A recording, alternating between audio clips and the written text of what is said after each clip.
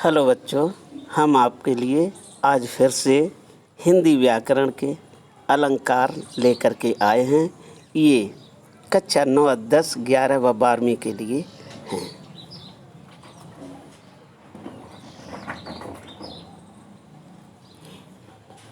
इसमें हम अलंकार की परिभाषा, अलंकार के भेद यानी कि दो अलंकार, कौन कौन से दो भेद हैं, शब्दालंकार और अर्थालंकार। इनके भेद समझाने से पहले बच्चों हम आपको बता दें कि इस वीडियो को 2 बार आपको देखनी है। कितनी बार? 2 बार। क्यों? पहली बार ये वीडियो पूरा खोल के देखेंगे तो उसमें बहुत ध्यान से देखना है, समझना है और सुनना है, ताकि आपके समझ में आ जाएगा कि हमें क्या क्या चीज़ नोट करनी है। दूसरी बार फिर से जब आप लोग इसे ओपन करेंगे तो इसमें वो पॉइंट नोट करते जाइए जो आपकी समझ में कम आए हैं और जिन्हें भूलने की संभावना है।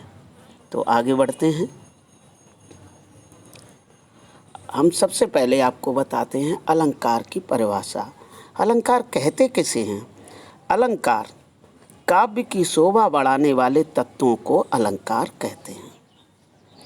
अलंकार 2 शब्दों से मिलकर बना होता है। अलंग धन कार। यहाँ पर अलम का अर्थ होता है आभूषण। मानव समाज बहुत ही सौंदर्योपासक है।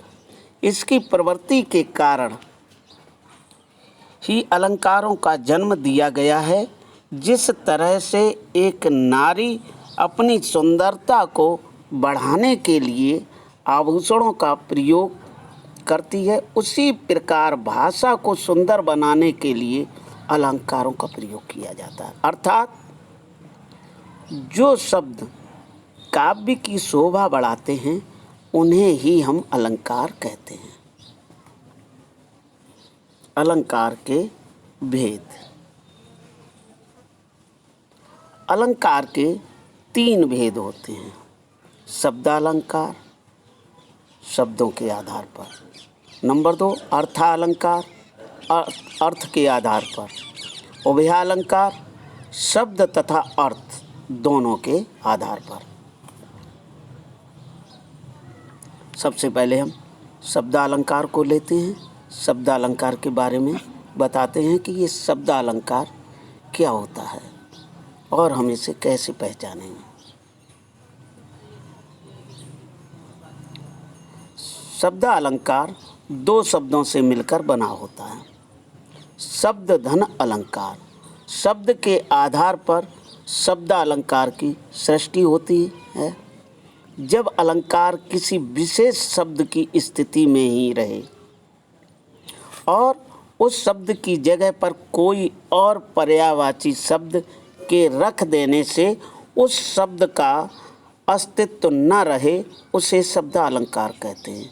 यानी कि जहाँ पर वाक्य के शब्दों में शोभा बढ़ाई जाए वहाँ पर शब्दालंकार होते हैं। शब्दालंकार के भेद। शब्दालंकार के 3 भेद होते हैं। नंबर 1, अनुप्रास अलंकार। नंबर 2, यमक अलंकार और नंबर 3, श्लेष अलंकार। नंबर 1, अनुप्रास अलंकार। ये अनुप्रास अलंकार किसे कहते हैं? अनुप्रास शब्द 2 शब्दों से मिलकर के बना है। अनु धन प्रास। यहाँ पर अनु का अर्थ है बार बार और प्रास का अर्थ होता है वर्ण यानी अक्षर। जब किसी वर्ण की बार बार आवृत्ति हो, यानी कि अक्षर जो है किसी वाक्य में बार बार आए, तब जो चमत्कार होता है उसे हम अनुप्रास अलंकार कहते हैं। अर्थात इसकी परिभाषा को एक सरल रूप में से देखें, जहाँ पर एक ही वाक्य में एक ही वर्ण यानी कि अक्षर की आवृत्ति बार बार हो, एक ही अक्षर वाक्य में बार बार आ रहा हो, तो वहाँ पर अनुप्रास अलंकार होता है। जैसे उदाहरण के लिए, तरन तनुजा तट तमाल तरवर पहुँचाए। इस पंक्ति में देखिए बच्चों ध्यान से, तरन में पहले त आया है, तनुजा में भी त आया, तट में भी त आया और तमाल तरवर इन दोनों शब्दों में भी त की आवृत्ति हुई, यानी कि त अक्षर बार बार आया है, इसलिए यहाँ अनुप्रास अलंकार है। अगला देखें, रघुपति राघव राजा राम। यहाँ पर र अक्षर की आवृत्ति बार बार हो रही है, इसलिए यहाँ पर अनुप्रास अलंकार है। बच्चों एक पिछला कुछ याद आ गया, मैं बैठा बैठा टीवी देख रहा था तो एक अमिताभ बच्चन जी का सामने ऐड आ रहा था। उस ऐड में अमिताभ बच्चन जी कह रहे थे कि खड़ग सिंह के खड़कने से खड़कती हैं खिड़कियां और खिड़कियों के खड़कने से खड़कता है खड़ग सिंह। बच्चों याद आ गया होगा तुम्हें वो। तो यहाँ पर उस ऐड को मैंने देखा तो तुरंत मेरा ध्यान अनुप्रास अलंकार की तरफ चला गया कि इसमें तो अनुप्रास अलंकार है, क्योंकि ख अक्षर यानी वर्ण की आवृत्ति बार बार हो रही है, इसलिए उसमें भी अनुप्रास अलंकार था। इसके अलावा भी बहुत से उदाहरण दिए गए हैं, एक ही उदाहरण नहीं है। जैसे चंदू के चाचा की चाची ने चांदनी रात में चांदी की चम्मच से चटनी चटाई, यानी कि च अक्षर वर्ण की आवृत्ति इसमें भी बार बार हो रही है, इसलिए यहाँ पर भी अनुप्रास अलंकार हो। अगला ये शब्द अलंकार का अगला है यमक अलंकार। अब यमक अलंकार क्या होता है? यमक अलंकार की परिभाषा क्या है? यमक का अर्थ है युग्म, यानी कि जोड़ा। इस प्रकार जहाँ एक शब्द अथवा शब्द समूह का एक से अधिक बार प्रयोग हो, अर्थात एक शब्द वाक्य में एक से अधिक बार आए किंतु उसका अर्थ प्रत्येक बार भिन्न हो, यानी कि अलग हो, वहाँ यमक अलंकार होता है।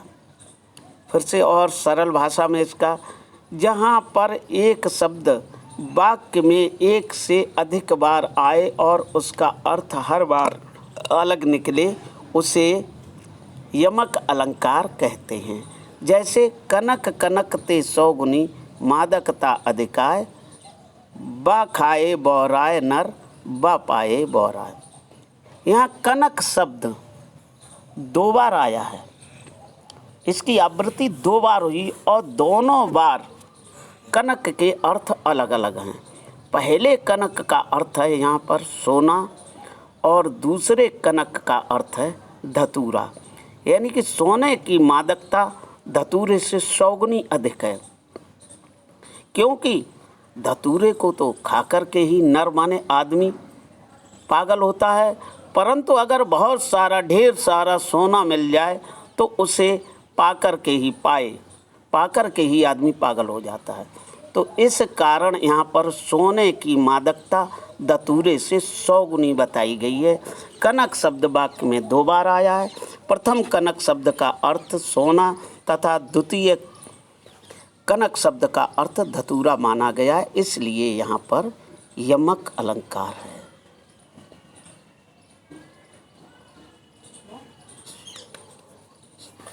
श्लेष अलंकार।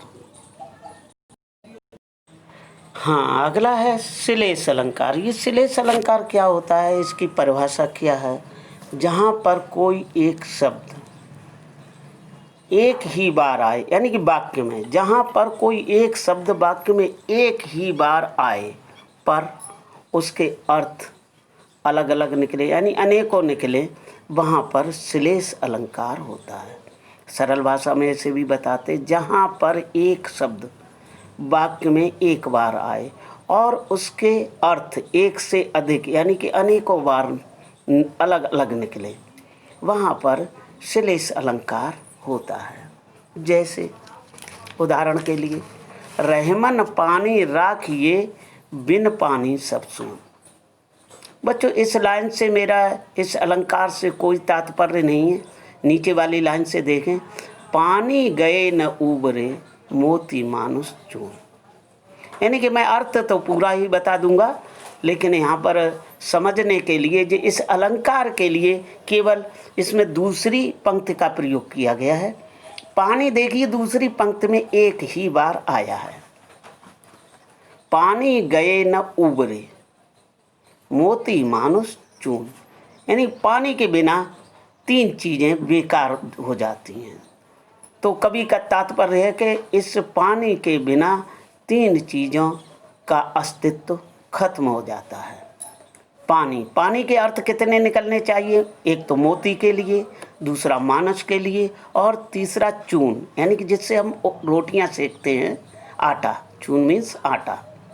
तो यहाँ पर तीन शब्द हैं, तो इसका तात्पर्य यही निकला कि पानी शब्द के तीन अर्थ निकलने चाहिए। पहला है मोती, तो पानी का अर्थ होता है चमक। बच्चों जैसे तुमने खूब सुना होगा कि चैन किसी ने ले ली गले की चांदी की, कि इस पे सोने का पानी करवा लेना। पानी माने चमक, अर्थात सोने की चमक, पानी करवा लेना। तो अब पानी का अर्थ समझ में आ गया होगा। पानी माने चमक होती है। मानस, मनुष्य, ये भी तुमने खूब सुना होगा। लोग आपस में जब वाद विवाद होते हैं तो कह देते कि हमें पता है कि आप कितने पानी वाले हैं। पानी माने इज्जत, सम्मान। मनुष्य के लिए यहाँ इज्जत से संबंध किया गया है पानी का। और चून, आटा जिससे रोटियां सेकते हैं, उसके लिए पानी का संबंध है जल। अब समझ में आ गया होगा कि यहाँ पर पानी शब्द के तीन अर्थ हैं, चमक, इज्जत और जल। तो हम अब पूरे श्लोक का ही आपको अर्थ वैसे बता देते हैं। जैसा कि अभी कहा था, रहीम दास जी कहते, रहमन पानी राखिए, कि मनुष्य को पानी वाला होना चाहिए। पानी के बिना तीन चीज़ें बेकार हो जाती हैं। कौन कौन सी? मोती, मानुष, चून। अर्थात जिस प्रकार पानी के बिना ये तीन चीज़ें बेकार हो जाती हैं, तो मनुष्य को पानी वाला होना चाहिए। अब आगे बढ़ते हैं।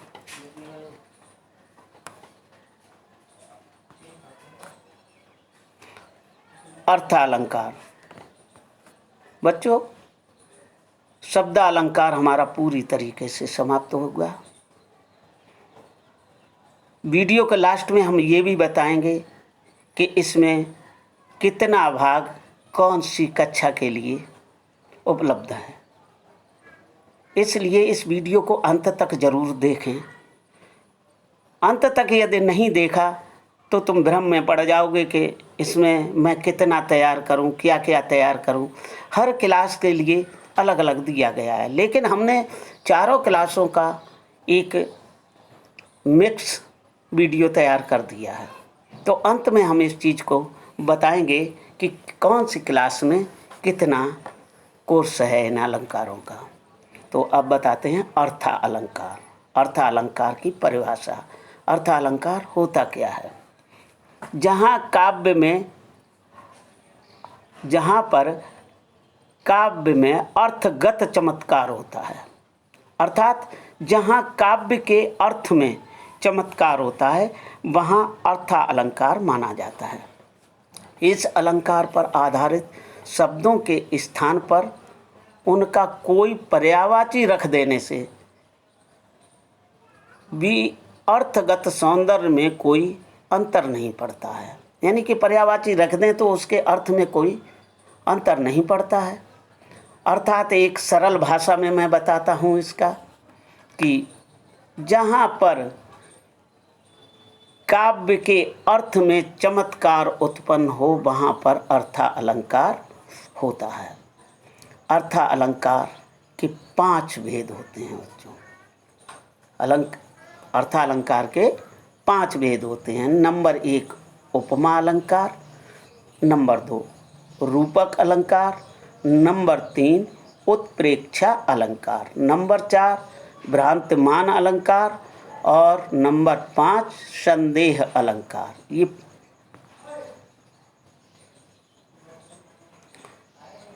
तो सबसे पहले हम नंबर 1 उपमा अलंकार की तरफ चलते हैं।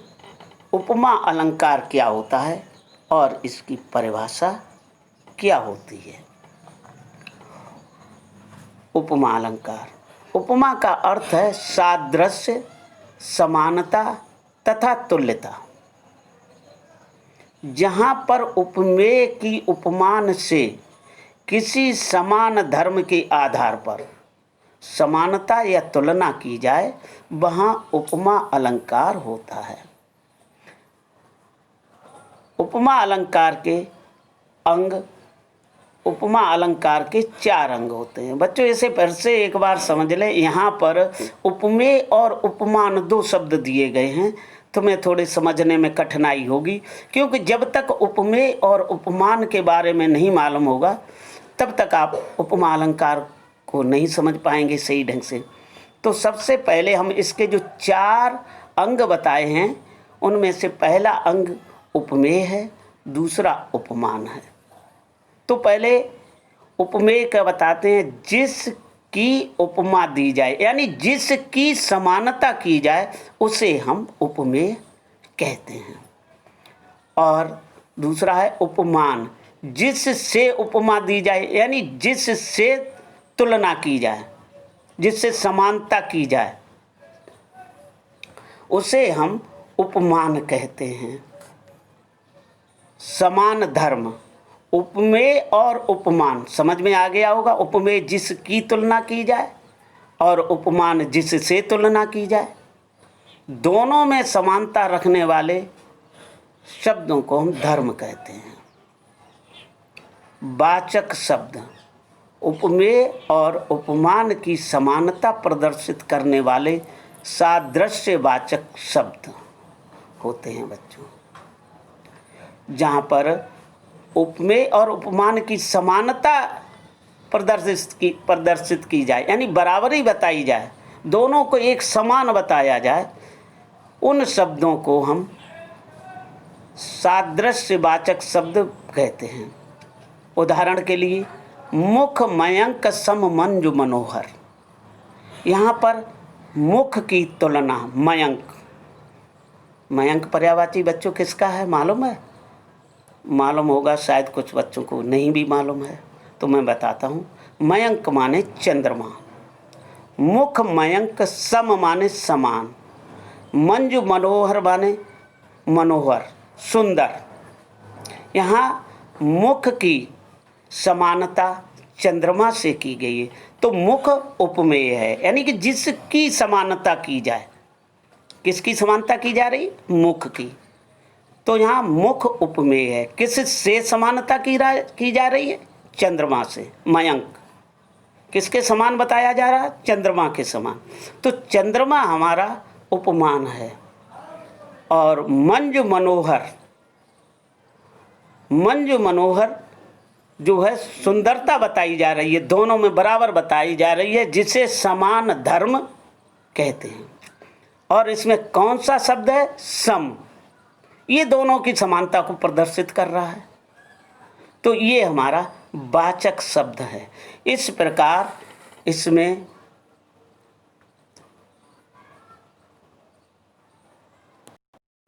उपमा अलंकार है। अब आगे बढ़ते हैं। रूपक अलंकार क्या होता है? रूपक अलंकार की परिभाषा, जहाँ पर उपमेय और उपमान में कोई अंतर न दिखाई दे, वहाँ रूपक अलंकार होता है। बच्चों हम पिछले में दर्शा चुके हैं कि उपमेय और उपमान किसे कहते हैं। जिसकी तुलना की जाए उसे उपमेय और जिससे की जाए उसे उपमान। अर्थात जहाँ पर उपमेय और उपमान में कोई अंतर न दिखाई दे, बिल्कुल समान हो, समानता दिखाई जाए, वहाँ रूपक अलंकार होता है। अर्थात जहाँ पर उपमेय और उपमान के बीच के भेद को समाप्त करके उसे एक कर दिया जाता है, वहाँ रूपक अलंकार होता है। जैसे उदाहरण के लिए चरण कमल बंदो हरे राही। यहाँ पर कवि ने कहा है कि मैं कमल रूपी चरणों की, भगवान के कमल रूपी चरणों की वंदना करता हूँ। तो चरण की समानता कमल से की गई है, बिल्कुल बराबर। कैसे चरण बताए गए हैं? कमल के समान, दोनों की समानता दिखाई गई है। चरण और कमल ये दोनों शब्द हैं, बराबर कर दिए हैं बिल्कुल भी, इसलिए यहाँ पर रूपक अलंकार है। आगे बढ़ते हैं। उत्प्रेक्षा अलंकार क्या होता है? उत्प्रेक्षा अलंकार की परिभाषा, जहाँ उपमेय में उपमान की संभावना की जाती है। बच्चों, मैं फिर कहना चाहूँगा कि उपमेय और उपमान के बारे में बता चुके हैं, समझ में आ गया होगा। मैं बार बार इन दो शब्दों पर विशेष ध्यान दे रहा हूँ क्योंकि तुम्हारे समझ में आ जाए। उपमेय और उपमान यही दो शब्द ऐसे हैं जो तुम्हें बीच में अड़चन डाल सकते हैं। अगर इनका अर्थ याद रहा तो तुम्हें बहुत ही सरलता लगेगी। यानी जहाँ पर उपमेय में उपमान की संभावना की जाती है, उपमेय जिसकी तुलना की जाए और उपमान जिससे तुलना की जाए, तो जहाँ उपमेय में उपमान की संभावना की जाती है वहाँ उत्प्रेक्षा अलंकार होता है। उत्प्रेक्षा को व्यक्त करने के लिए प्रायः मन, मनहो, मानो, जनेहु, जानो आदि वाचक शब्दों का प्रयोग किया जाता है। यानी ये पहचान दी गई है बच्चों। ये शब्द कौन कौन से? मनु, मनहु, मानो, जनेहु, जानो, ये 5 शब्द दिए गए, और भी 1-2 होंगे। तो ये शब्दों, इन शब्दों में से कोई भी एक शब्द आ जाए तो समझ लेना तुरंत ही इसमें उत्प्रेक्षा अलंकार है। यही इनके वाचक शब्द होते हैं, इनको हम वाचक शब्द बोलते हैं। उदाहरण के लिए जैसे सोहत ओढ़े पीत पटु श्याम सलोने गात। मनहु, बच्चों ध्यान दो, मनहु ऊपर लाइन में ध्यान दें, मनहु ऊपर भी आपको मनहु मिल जाएगा। इससे सिद्ध हो गया, देखो मैंने अंडरलाइन कर दी है दोनों के नीचे, दिखाई दे रहा होगा। तो हमने अभी ये चीज़ बोली थी कि इनमें से कोई भी शब्द आ जाए तो समझ लेना उत्प्रेक्षा अलंकार है। यहाँ पर श्री कृष्ण भगवान के जो सुंदर वस्त्र, पीले वस्त्र हैं, उनकी समानता, उनकी जो है समानता, जो पर्वत पर ओस की बूंदें पड़ रही हैं उनसे की गई है। यानी कि जब सुबह सुबह ओस की बूंदें कहीं घास पर या पर्वत पर कहीं पड़ती हैं तो बच्चों उनमें अनेकों प्रकार के गहरे रंग दिखाई देते हैं। अगर तुमने न प्रैक्टिकल किया हो तो कभी घूमने जाते हो, बाहर जाते हो, सुबह के समय जब सूरज निकलता है तो देखना, इधर उधर हिल के देखना, तो उन बूंदों में कई नीले, पीले, हरे, बैगनी कई प्रकार के रंग दिखाई देंगे और बहुत ही सुंदर लग रहे होंगे, रंग बहुत गहरे होंगे, उनमें दिखाई देंगे। तो वही चीज़ लेखक को कह रहा है कि कृष्ण के पीले वस्त्र, यानी कि जब वो बांसुरी बजाते हैं, गाते हैं, उस समय उनके पीले वस्त्र इतने सुंदर लगते हैं। मनो नीलमण, नीलमण एक पर्वत का नाम है, शैल माने पर्वत। नीलमण पर्वत पर सुबह सुबह, यानी प्रभात माने सुबह, सुबह सुबह ओस की बूंदें पड़ रही हों, इतने सुंदर दिखाई देते हैं। तो यहाँ पर मनोह शब्द है, इस बात को दर्शाता है कि इसमें उत्प्रेक्षा अलंकार है।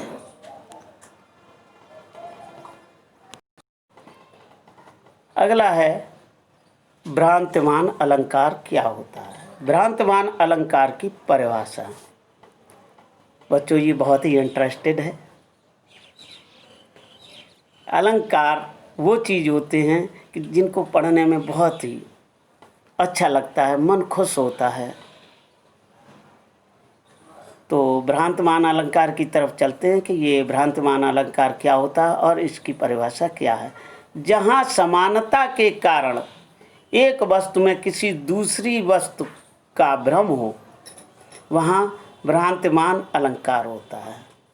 यानी कि दोनों में समानता हो तो भ्रम में पड़ जाना। जब कोई व्यक्ति भ्रम में पड़ जाता है, यानी दोनों को देखकर पता नहीं लगा पाता कि ये क्या है, ये क्या है, कहीं ऐसा तो नहीं है।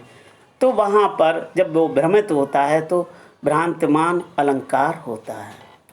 फिर से एक बार देख लें, जहाँ समानता के कारण एक वस्तु में किसी दूसरी वस्तु का भ्रम हो वहाँ भ्रांतिमान अलंकार होता है। जैसे उदाहरण के लिए, नाक का मोती अधर की कांति से, अधर माने होठ होता है बच्चों, कांति माने तेज।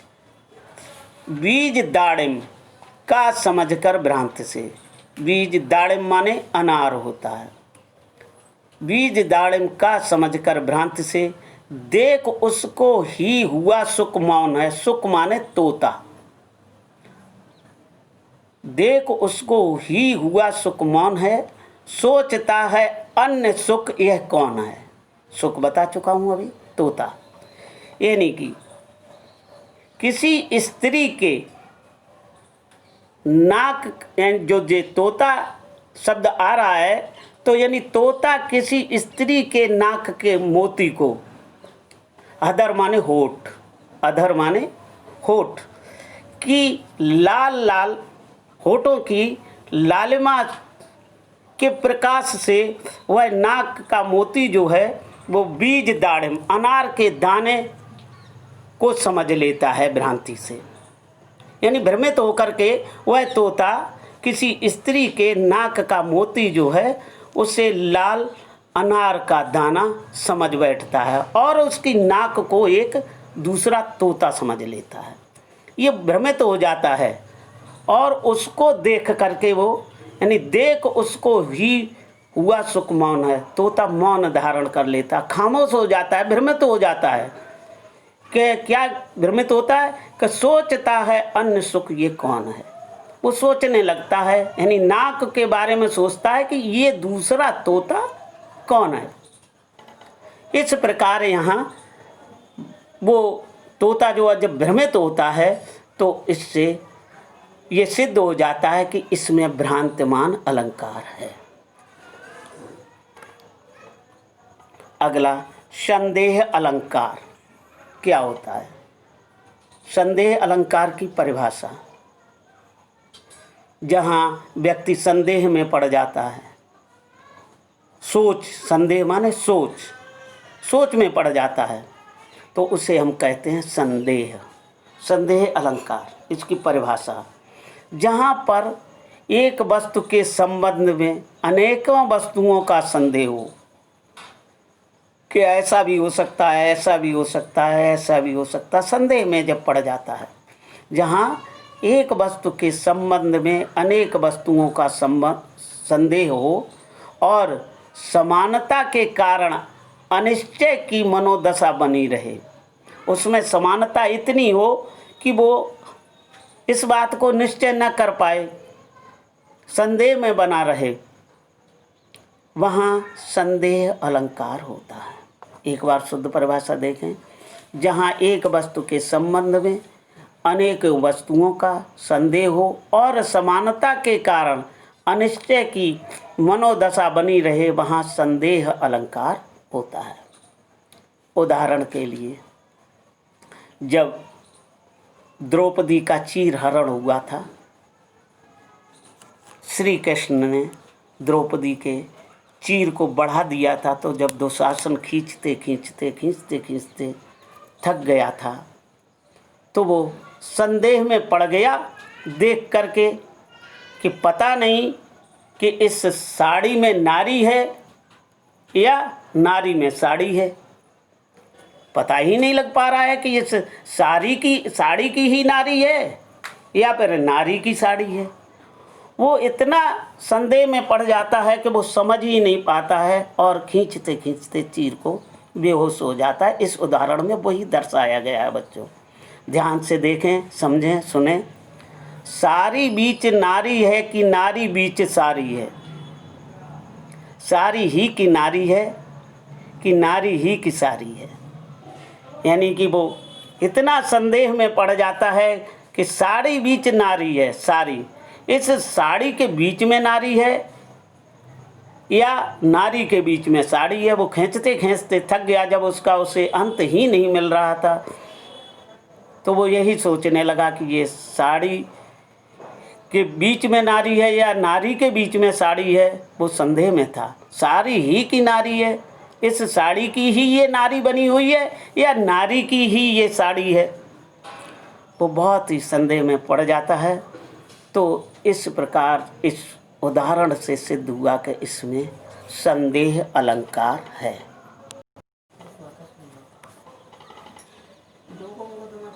इस प्रकार बच्चों ये आपके अलंकार पूर्ण रूप से समाप्त हो चुके हैं। अब हम आगे बताएंगे कि कौन सी कक्षा के लिए कितना कोर्स उपलब्ध है और ज़रूरी है, किस क्लास में कितना पढ़ना है। तो सबसे पहले हम बताएंगे कि कक्षा 9